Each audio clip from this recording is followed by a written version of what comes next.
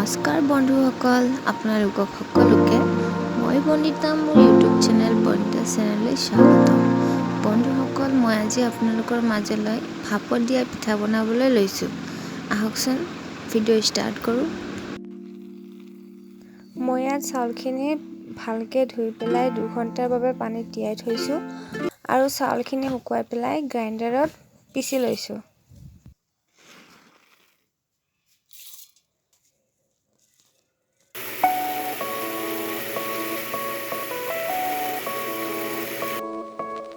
মই চাউলখিনি ভালদৰে গুড়ি কৰি লৈছোঁ।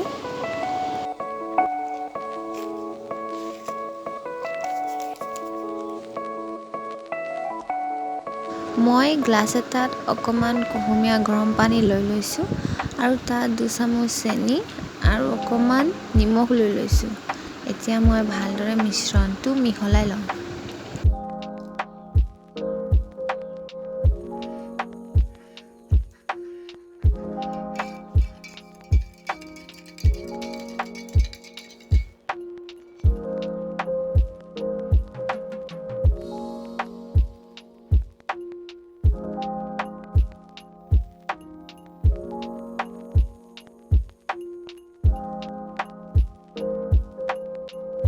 পানীখিনি মই চাউলৰ গুড়িৰ লগত ভালদৰে মিহলাই ল'ম। এইটো বহুত ইম্পৰ্টেণ্ট ষ্টেপ হয়। এইটো নকৰিলে মানে পিঠাটো ভালদৰে নহ'বই।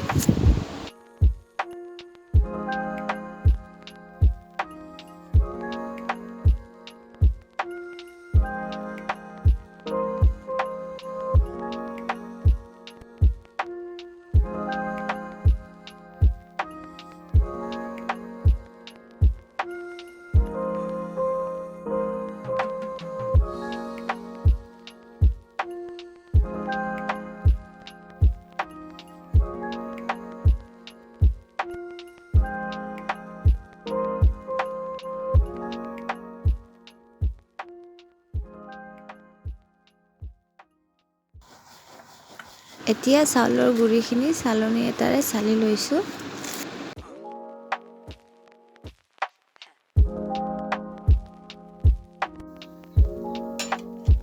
মই কেটলি এটাত পানী গৰম হ'বলৈ দিছোঁ আৰু কেটলিৰ মুখখনত মই কাগজ এটাৰে বন্ধ কৰি দিছোঁ, যাতে ভাপখিনি ওলাই নাহে।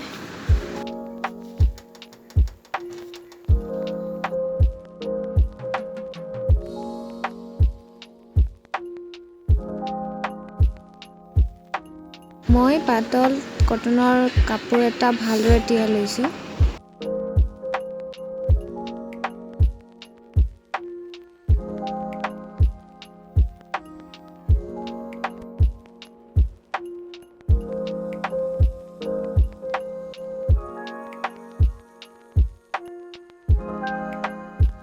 এতিয়া মই টেকেলিৰ ঢাকনখনত চাউলৰ গুড়ি অকণমান লৈ ল'ম আৰু তাৰ ওপৰত মই চেনিৰ পাতল লেয়াৰ এটা কৰি ল'ম।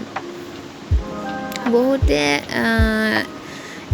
ইয়াত নাৰিকলৰ গুড়ি আৰু গুড় মিক্স কৰি দিয়ে, খাবলৈ খুবেই ভাল লাগে আৰু বহুতে তিল দিয়ে।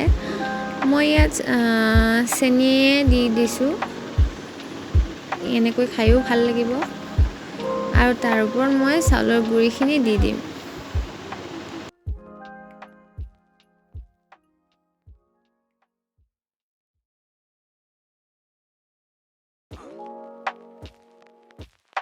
এতিয়া মই তিয়াই লোৱা কাপোৰখিনিৰে টেকেলিৰ মুখখন ঢাকি ল'ম।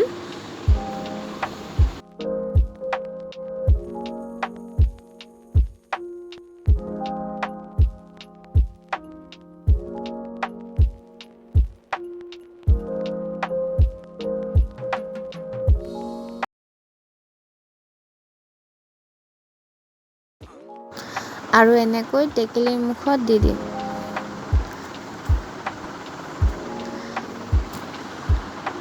বন্ধুসকল, ভাপত হ'বলৈ বেছি টাইম নালাগে আৰু এনেকৈ মোৰ ভাপত দিয়া পিঠা হৈ গ'ল। বন্ধুসকল, আজি মই প্ৰথমবাৰ টেকেলিৰ মুখত দিয়া পিঠা বনাইছোঁ। কেনেকুৱা লাগিল প্লিজ কমেণ্টত জনাব।